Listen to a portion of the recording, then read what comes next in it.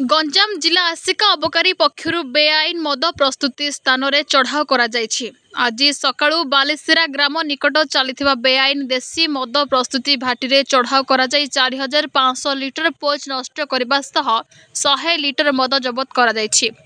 कहीं गिरफ हो नथिबा जଣାपड़ी। चिकिटी मद मृत्यु पर अबनाम ठारू दूर में रही आबकारी विभाग उपरे कड़ा तागिद रही चढ़ाऊ को व्यापक कर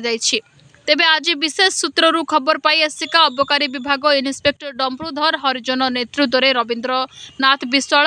ओआईएससी अंशुमान जेना अबकारी निरीक्षक भ्राम्यमाण संस्था छत्रपुर समस्त कर्मचारी सामिल रही गोटे टीम सकाळु सकाळु अतिरिक्त चढ़ाऊ कर देखा मिली। तेबे किछि दिन हेब लगातार अबकारी विभाग पक्षर बेआईन मद प्रस्तुति स्थान में चढ़ाऊ जारी रही। रवींद्र नाथ विश्वाल बुझे इनचार्ज ओआईसी आस्का थाना अबकारी थाना आज्ञा अबकारी अधीक्षक निर्देश कमे छत्रपुर आमर अबकारी निरीक्षक आस्का तत्वावधान रे विशेष सूत्र खबर पाई बालीसिरा जंगल इलाका पाइलु आज्ञा पोचो मद सब प्रस्तुति कराऊँ डुप्लिकेट बोली से हिसाब निर्देश कमे आम आसिलु सार खोजाखोजी करें 4500 लिटर पोच नष्ट करुँ 100 लिटर आईडी लिगर नष्ट कलु आज्ञा जगह प्राय 14-15टा खंडे केस आज्ञा रेड चलू आम कर सार प्राय 14-15 जन मुझे सार आज का वाइस हिसाब से आज